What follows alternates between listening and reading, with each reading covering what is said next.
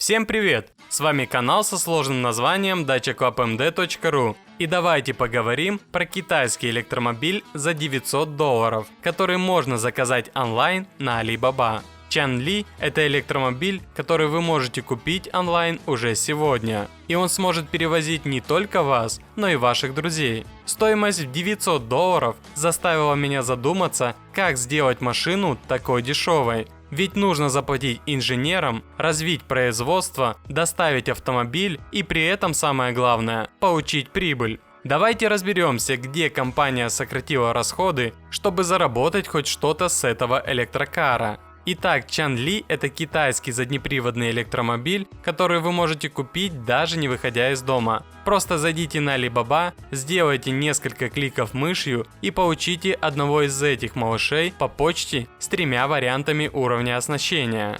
Чанли развивает максимальную скорость около 40 км в час и имеет запас хода в 65 км. У него есть независимая подвеска и роскошные функции, такие как полноразмерное запасное колесо, камера заднего вида и цифровая приборная панель. В современных новых автомобилях одна приборная панель стоит больше, чем вся эта машина. Но стоимость автомобиля состоит не только из списка запчастей. Производители должны спроектировать, исследовать и довести этот автомобиль до его совершенства, прежде чем он достигнет покупателя. А это дорогостоящее мероприятие. Зачастую все сводится к тому, что маркетинговые и инженерные затраты нового автомобиля превышают стоимость всех запчастей. Но эта парадигма касается только крупных производителей. Китайская компания Чанли сокращает свои расходы, сосредотачиваясь на запчастях. Говоря о электромобилях, большая часть затрат приходится на батареи.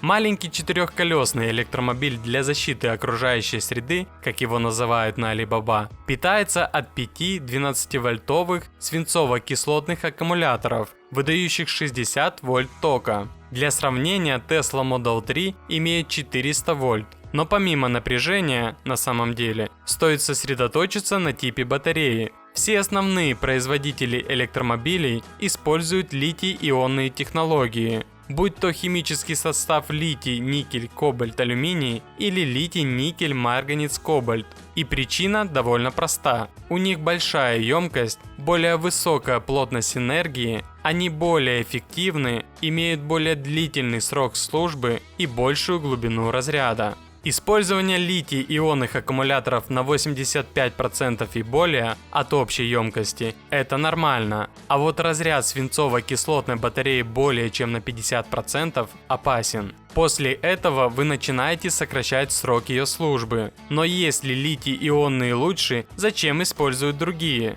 Ответ кроется в затратах. Вы должны еще добыть литий, а затем вам нужно очистить его от примесей, и только после этого сможете применять его для создания качественных долговечных батарей. Свинцово-кислотные аккумуляторы, с другой стороны, это дешево. Свинец дешевый, кислота дешевая. Также недорого стоит корпус, в который вставляют аккумуляторы. Батареи покрыты недорогим картонным листом и расположены прямо под сиденьем водителя. Они не вложены в какой-то специально спроектированный корпус, который, например, вы видите в Lucid или Tesla. Секунду назад я упоминал плотность энергии, и вы помните, что чем лучше эта метрика, тем больше запас хода. Свинцово-кислотные батареи в китайском Чанли позволяют проезжать 65 километров. В то время как средний рассчитанный запас хода для среднего китайского электромобиля в этом году составил 400 километров. А для зарядки этих свинцово-кислотных батарей потребуется от 6 до 8 часов. И вот еще один недостаток их использования. Как только вы потратите все это время на их полную зарядку и нажмете на педаль газа, вы заметите недостаток мощности. Это потому, что Чанли имеет только один двигатель постоянного тока мощностью 1200 Вт, а это 1,5 лошадиные силы. Такой же мотор стоит в вашей стиральной машине. Да, это просто стиральная машина на колесах.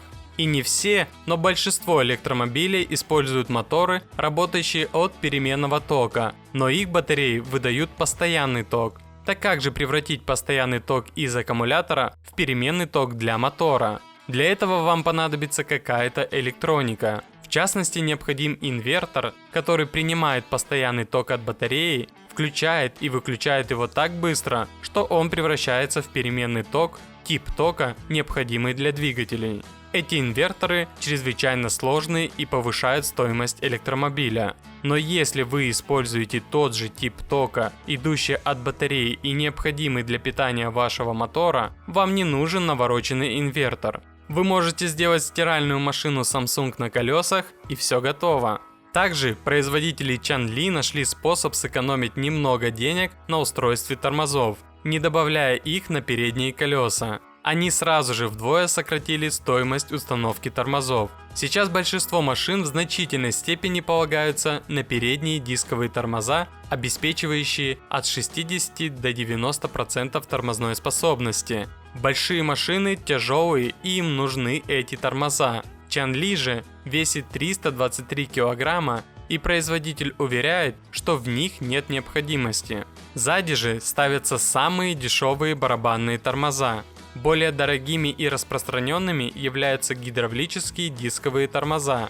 Преимущество дисковых тормозов над барабанными заключается в отводе тепла. Барабанные тормоза накапливают тепло при торможении внутри барабана, в то время как в дисковых тормозах ротор свободно движется по ветру. Этот поток воздуха вокруг ротора охлаждает всю тормозную систему, предотвращая закипание гидравлической жидкости и затухание тормозов. Чанли, или как его еще называют на Alibaba, детский автомобиль для отдыха пожилых людей, сократил расходы не только на аккумуляторе и моторе, но и на системе рулевого управления. Он использует зубчатую рейку и шестерню, которые были впервые замечены в автомобилестроении в далеком 1974 году. Реечное рулевое управление – это не только более прямолинейная и упрощенная конструкция, но и более экономичная из-за своей простоты. Она намного дешевле, чем электро- или гидроусилитель руля. Когда мы заглядываем в передний отдел подвески, то видим забавную смесь современной и относительно древней конструкции. Передняя подвеска устроена как на первых Ford Model T. Ось помещается между двумя воротниками на шпинделе и опирается на роликовый подшипник. И шкворень скользит через шпиндель и ось, где центрирующий штифт фиксирует все на место. Что касается настройки такой подвески, это супер просто и супер дешево. А сзади, на удивление, стоит независимая подвеска. И все это может быть не самым дешевым вариантом для большинства производителей, потому что им придется покупать эти запчасти с других заводов. Но для Чанли детали производятся той же компанией, которая производит сами автомобили. Это снижает затраты за счет объединения производства запчастей и сборки автомобилей на одном заводе. И делают они их оптом, а когда делаешь оптом, цена падает. Такая же парадигма применима и к раме. Та же рама, что у Чанли, штампуется массово для всех типов других низкоскоростных транспортных средств доставки и трехколесных мотоциклов в Азии и Европе.